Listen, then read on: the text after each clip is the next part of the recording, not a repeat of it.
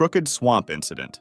It was March 27, 1982, and Donald Weltner, along with his two sons Christopher and Roger, were about to lead a group of 12 Boy Scouts on a day of cave exploration. This wasn't Donald's first time caving, and even though the passages in the Crooked Swamp cave system were notoriously narrow, he wasn't too concerned. Donald was bigger than the other participants, so if he could get through, the rest of the group could too. At 2 o'clock, they entered the cave through its 16 by 28-inch entrance and stopped in a room inside. Donald was on the eastern side and noticed several smaller tunnels leading from the room. However, because they weren't sure which passages would be too narrow, Donald decided to check one. It involved a tight squeeze but appeared to open to another section, so he tried to push through. The squeeze measured 18 by 20 inches, so tight that he couldn't move his arms backward or lift his head to see ahead. He was followed by his sons, and while moving forward thanks to the mud, making the terrain slippery, he reported back to them what was happening. Everything seemed normal until something unexpected occurred. As he pulled himself along, he realized the ground below him was disappearing. Donald slipped down into a tight crevice, and the slick mud prevented him from stopping his slide. His hands were trapped, leaving him no leverage to pull himself up. Making matters worse, the path angled about 30 degrees, so he had to fight against gravity. The crevice was just 5 inches wide, and the slippery mud caused his body to settle more and more. He told his sons to pull on his feet, but after several failed attempts, he told them to get the other adult in the cave, Jim.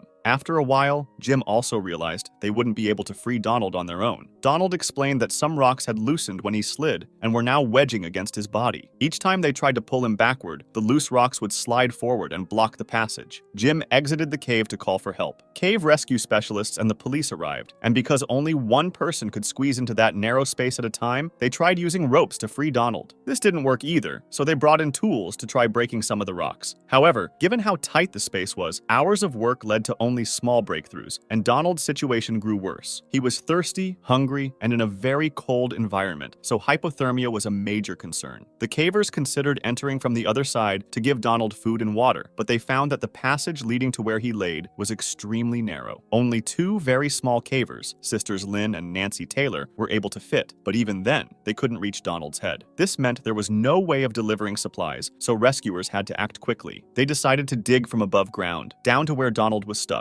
The process lasted all day Sunday, getting them close to the required depth. Unfortunately, though, they were about 12 feet away from Donald's position, so they needed to dig laterally. Meanwhile, Donald began giving only grunting responses, which indicated he was likely suffering from hypothermia. On Monday morning, as 2 days passed from when he got stuck, the digging continued, but the team encountered another problem: extremely hard bedrock layers that were impossible to dig through. At this point, they weren't sure if Donald was still alive, so they sent a nurse into the cave with a handheld Doppler machine to see if he still had a pulse. She couldn't detect one, but this wasn't definitive proof of death, since she only had access to his very cold legs. Sometimes, the body's core organs can continue functioning after the extremities have stopped registering a pulse. Seeing how quickly Donald's condition was deteriorating, rescuers started using their most extreme tools, including dynamite, which was extremely risky but appeared to be the only option left. On Tuesday morning, they finally managed to reach his location, and a doctor was sent in immediately, but as many feared, Donald had died. It took an entire day to retrieve his body, and an autopsy later confirmed he had succumbed to hypothermia sometime between Sunday night and Monday morning. Following his death, the cave system was restricted to limited access,